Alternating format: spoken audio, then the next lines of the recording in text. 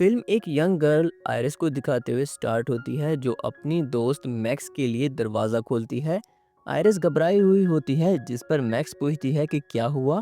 तब iris max को दिखाती है कि उसने अपने बॉयफ्रेंड आइजैक को बेड से हैंडकफ कर रखा है 33 घंटे पहले।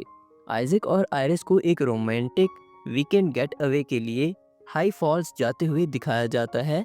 रास्ते में वो एक स्ट्रॉबेरी स्टैंड पर रुकते हैं जहां आइजैक और वेंडोर एक दूसरे से फ्लर्ट करते हुए नजर आते हैं, जो आयरिस नोटिस करती है।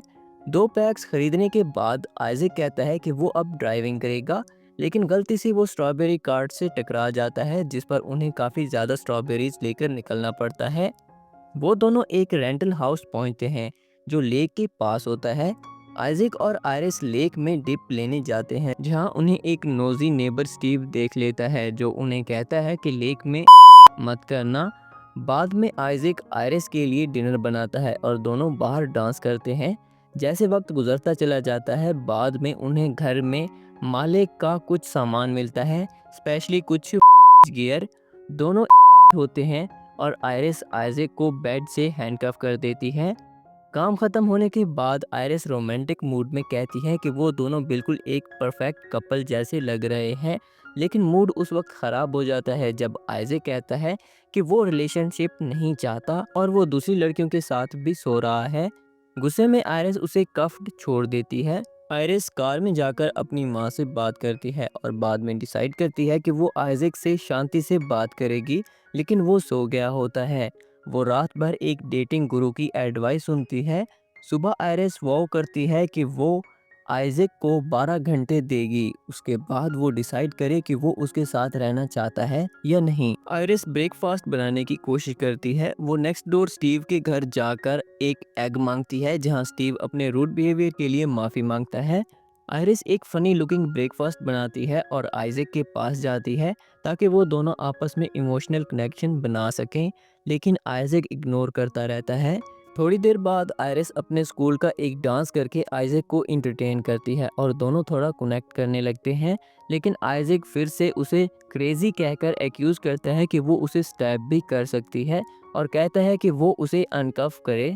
आयरिस मैक्स को बुलाती है लेकिन वो इरिटेट हो जाती है जब वो देखती है कि मैक्स अपने बॉयफ्रेंड कैनी को भी ले आई है।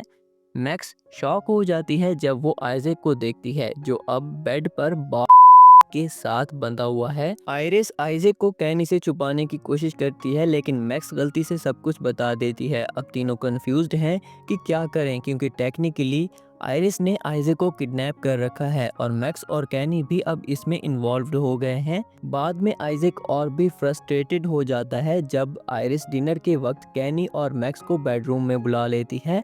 आइजैक खाना खाने से मना कर देता है। उसे लगता है कि आयरिस खाने में कुछ मिला देगी।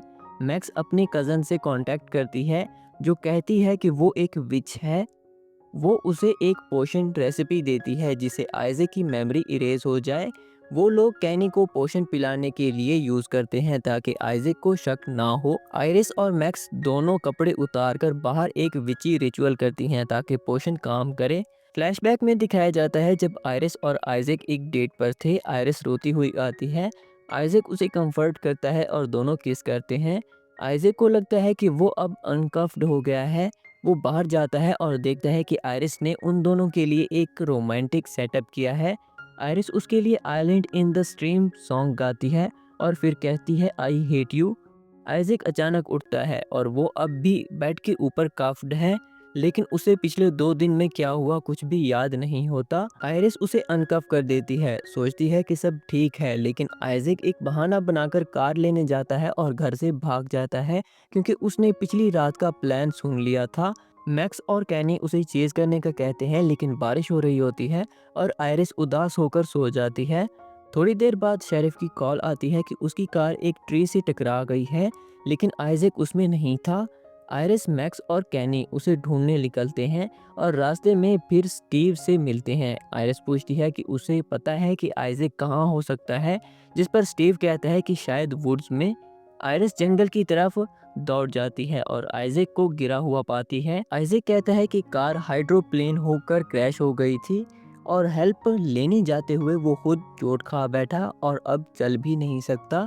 हेल्प आने तक दोनों अपने रिलेशनशिप के बारे में दिल से बात करते हैं और एग्री करते हैं कि उन्हें एक साथ नहीं रहना चाहिए। एम्बुलेंस आइजैक को लेकर जाती है और आयरिस वहीं रुक जाती है। एम्बुलेंस जाते हुए एक साइन के पास से गुजरती है जिसमें लिखा होता है वेलकम टू हाई फॉल्स। और इसी के साथ ये मूवी यहीं पर एंड हो जाती है। Thank you for watching.